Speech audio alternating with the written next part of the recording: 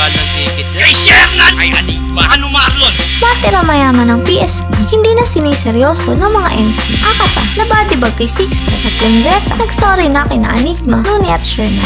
Kamakailan lang ang ilabas ang battle video ng rematch ni Lanzetta at Lipcram kung saan nagharap ang dalawa para sa spot sa Batera mayaman tournament na ginanap sa Gapo. Tila redemption na maituturing ang pagkapanalo na ito ni Lanzetta na unang tinalo ni Lipcram ng quarantine battle sa flip top. Ayon pa nga sa interview ni Tiny sa kanya, ito raw ang pinagbula ng sama niya ng loob kay Enigma nang biglaan siyang ipalit nito kay Invictus at natalo raw siya dahil hindi sapat ang oras niya para maghanda. Kaya naman, sa battle nilang ito ni Lip, hindi na iwasang madamay si Enigma at ang flip top, pati na rin si Looney at ang ulo ng 3GS na si Shernan. Bakit sabi kay Shernan yan na yung armo kasi si Neil dyan pinapatok mo? Kaya ano, Marlon? Tata sa ahon? Ngayon nasa na si Ari? Hirap na yung flip top na ibangon! At ito lang nakaraan, nagsorry na si Lanzetta kina Enigma sa isang post niya kasabay ng pag-share niya ng ginawang reaction video ni Shernan sa battle nila ni Lip. Ayon kay Lance, alam niya raw na nabadtrip ang marami sa kanya. Kung may nasaktan man daw siya, ay humihingi siya ng pasensya, lalo na kina Shernan, Looney at Enigma sa mga nasabi niya. Hiniling rin ni Lance na magtiwala pa rin daw sana ang mga fans na babawi siya at gagawing classic ang paparating na battle nila ni Zack. Ismayado naman ng flip top MC si Shernan makaraang gawa ng reaction video ang battle ni Lanzetta at Lipcram. Pinuna kasi ni Shernan ang tila paggaya di umano ni Lanzetta sa estilo sa pagbattle ng tropa nitong si Akata na mahilig gumawa ng mga issue para makahakot ng views. Aliwas sa pag-holorem ito. Maging ang pagmumura ni Lanzetta sa ina nito na isa sa live audience ay hindi rin kinatuwa ni Shernan. Kuhang-kuha naman ni Lipcram ang inis ni Shernan dahil hindi raw ito naghanda kahit na alam naman niya nasa teritoryo siya ng kalaban. Ayon pa kay Shernan, nakakapanghinayang daw ang sinasabi malaking talent fee na natatanggap ng mga MC kung hindi naman daw seseryosohin ng mga ito ang tournament ng PSP. Inaantay ko mag-holorem si Lancete kasi yun talaga yung naka-trademark niya at straight para sa akin. So nakikita ko, gumagawa na siya ng story at call out. Parang yung stay Akata ay kinopia niya. For issue, or views, or pera, parang di si Lancete to. Mama!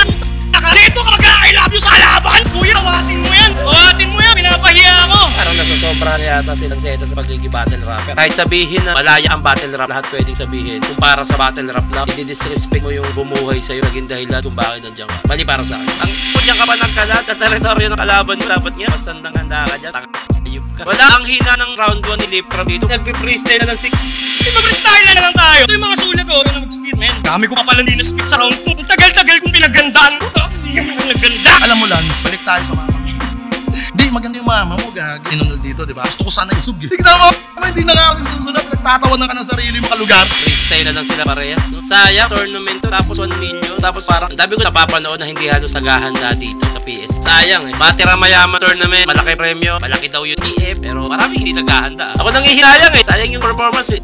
Mahal-mahal ng ticket dyan, at ganyan lang gagawin. Samantala, inilabas na sa wakas ang huling battle sa PSP Gapo na Akata vs Sixthread. Lalo pang naintriga ang mga naghihintay dahil sa ilang mga pahayag ni Akata sa kanyang mga live tungkol sa pagkatalo niya. Nanalo si Sixthread kay Akata sa score na 7-0 at ayon sa mga nakapanood ay tunay na nabadibag raw ng tirador si Akata. Hindi naman nakaligtas sa pansin ng netizen nang magkampihan ng dalawa at idamay si Phoebus sa battle. Ayon kay Akata, tulad ng naunang sinabi ni Shernan, wala na raw silang pakialam sa tournament dahil mula nang i-veto ni Phoebus ang Mott vs J-Black ay kasabay na nawala ng kredibilidad ang liga nito. Pinanggit pa nitong flip top pa rin daw ang #1 para sa kanya kahit nawala na raw siya doon. Kinasyon naman Sixthread ang mahinang promotion daw na natanggap ng battle video nila ni Keiran at ang pagmanipula raw ng poster ng event para magmukha siyang underdog. Alam mo na ha, dito kami para perahan ka. Wala kami pakisa tournament kasi wala naman na itong kredibilidad. Simula nung binito mo kay Mott at J-Black, wala na lang. Isa tong matinding lounge show ng mga sellout rappers like us. Flip top pa rin #1! Kaso, wala si Akata sa palabas. Nabayaran ka ba ni Akata ang pinabayad ni Phoebus dito ngayon? Pero bakit malamang 20k ka lang dun? Hindi? Gano'n pala?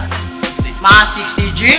Nakinaya na Arik yun? Nabenta naman niya kay Toyer Mento. Hindi mo na alam. Ba't di na ba kayo nagkita? Tungkol to sa huling battle ko, at yung ibang mga laban, maraming reels na ginawa sa akin, isa lang, tas puro highlights pa ni Keiran. Pati yung camera angle sa malayo, inalis para di makita reaksyon ng mga tao sa likod. Kahit yung poster dito, binaliktad yung pangalan namin pag mukha ako ng underdog. Ay, oh, why? Utos ba yan ang mga bumubulong sa'yo para lang ako ipatalo, bay? Kung yun yung business plan, hell, I don't mind. Pero mag-i-invest na nga lang kayo, doon pa talaga sa tao may problema sa ROI. Sa ibang balitang hip-hop naman, Zack Maestro, paghahanda ng matindi si Lanzetta. Sa hindi pa napanood ang video ng aming pagtalakay tungkol dito, i-click lang ang nakikita sa screen.